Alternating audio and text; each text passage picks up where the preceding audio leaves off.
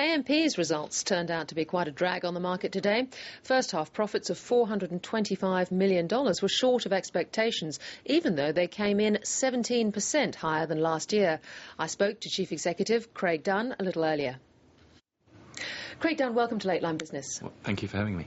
Well, the market marked you down a fair bit today, over 4%. Why were the results lower than many of the market expectations? There are a couple of areas where our result was a bit lower or a bit softer than the market expected, principally in our risk insurance business in Australia, where our claims experience wasn't as strong, and also in our mature book, which is our closed book of business.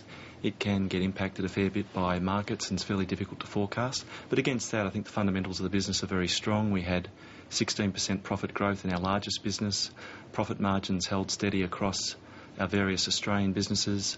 Balance sheet's very strong.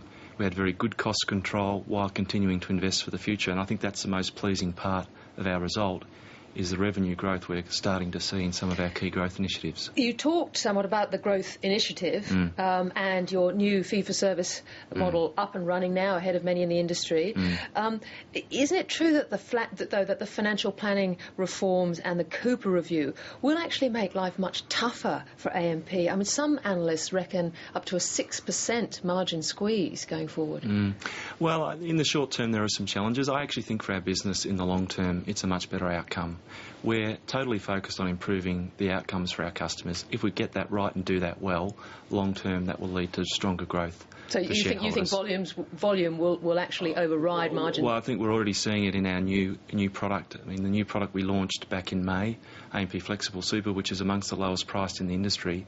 We've had very encouraging flows over the last few months, and we've already got assets under management exceeding $300 million. Now, 2 days out from the election, you've said that AMP would benefit by up to $1 billion in net cash flow from Labor's increase in the superannuation guarantee from 9 to 12%. The opposition policy today released a scanty policy on their superannuation ideas. They favour tax breaks rather than the guarantee increase. Would that be as beneficial to AMP, do you think? Well, we've been very strong public supporters of the shift from 9 to 12%. I mean, clearly it's favourable for our business, but more importantly, it's going to substantially improve the retirement income savings of Australians and national savings, which is very important for Australia, and that's why we've been such strong supporters. Could tax breaks possibly do the same thing? Well, the point I was going to make is that both parties, when they've been in government, have provided strong stimulus, if you like, or support of our superannuation framework. And they've tended to take slightly different approaches in doing that. Got to talk to you about one of the biggest deals in town at the moment, NAB and AXA. AMP is on the sidelines here at the moment. Are you expecting that deal to go through?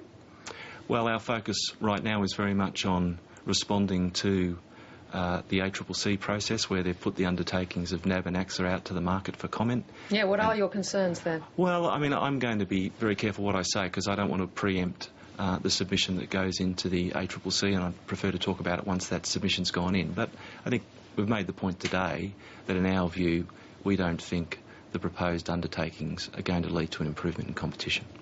Well, yes, if the NAB deal does go ahead as slated, I'm assuming that the sale of AXA's North investment platform to IOOF would make them a new competitor for AMP, wouldn't they? Well, IOOF, along with other participants, are competitors of AMP today. Yeah. Again, I don't want to say a lot about that till we've lodged our submission. Well, I think if you go back to the rationale of why we've been interested in AXA in the first place, it's principally about their distribution footprint. And we haven't been interested in AXA to buy the North platform. We've been interested in AXA because of the expanded distribution footprint it gives us with financial planners, the greater scale that will give us, and the capacity to enter the wrap market as a manufacturer, which will be good for the merged business, but also for competition in that market.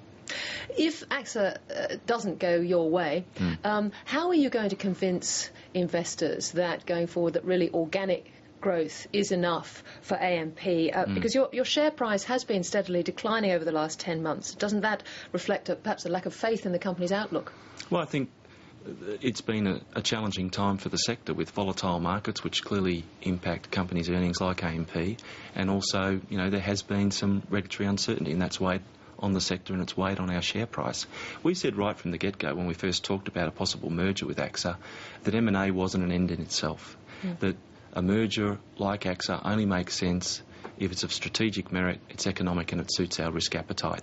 And we're very confident in the organic growth strategy that we've got. And again, the pleasing thing in today's results is that starting to come through. We've had very strong sales from our business in Japan. The new product we talked about before has had very encouraging sales. We're seeing strong plan of growth against our competitors. Given, though, that the share price has been, flat, is there a morale issue at AMP, do you think? No, not at all. I mean, I think the changes we've gone through for the great bulk of our staff have been really exciting. I mean, we've gone through, or are going through, a very significant change program in AMP. I mean, we've removed commissions from new business in superannuation investments. I mean, our planners have been rewarded that way for 150 years. That's a very big change. The new product we've launched, again, has been a good change for the business in terms of improved customer outcomes.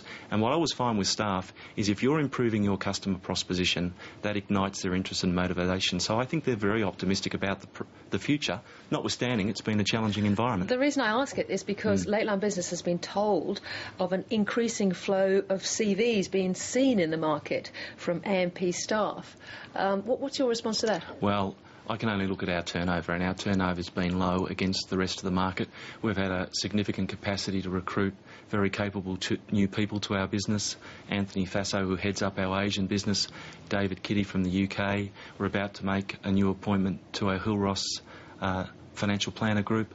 So we've had very good staff retention. As I said, I think morale is very positive because of the changes we're making and the opportunities people see that to improve the customer proposition and to grow our business over the longer term. Craig Dunn, I thank you very much for coming in and talking to us at Lateline Business. Thanks for your interest.